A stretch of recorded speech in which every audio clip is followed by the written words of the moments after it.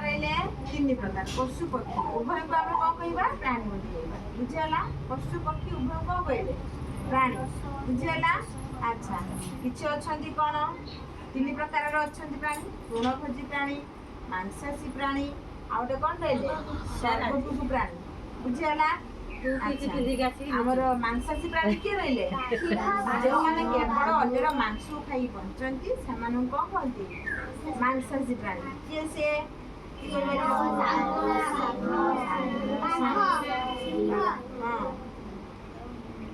इसको कौन हेले ये मांसाशी ना कि तृणभोजी तृण माने कौन गछपत्र खाइबे ना कि घास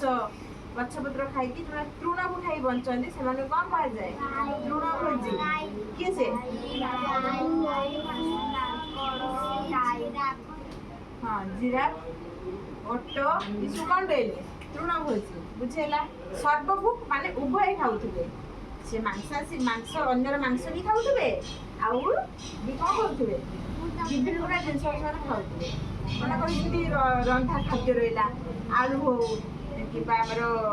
कौन रहा जेकोसी पनीपरिया रंधा होता ताकू खाइपर बुझेगा किए से किए अच्छे सर्वभुक किए रही सर्वभुक कुकुर रहा सर्वभुक आउटे किए रहा आम चिल शागुणा ये सब रही बिल्ली रहा सर्वभुक मनीष सर्वभुक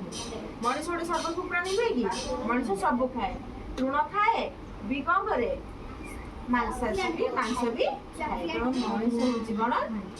सर्वभुक प्राणी जापार को मैंने सर्वभुक प्राणी को जापार आउला केते प्रकार प्राणी जापार तीन प्रकार सर्वभुक मांसाशी बुझेगा।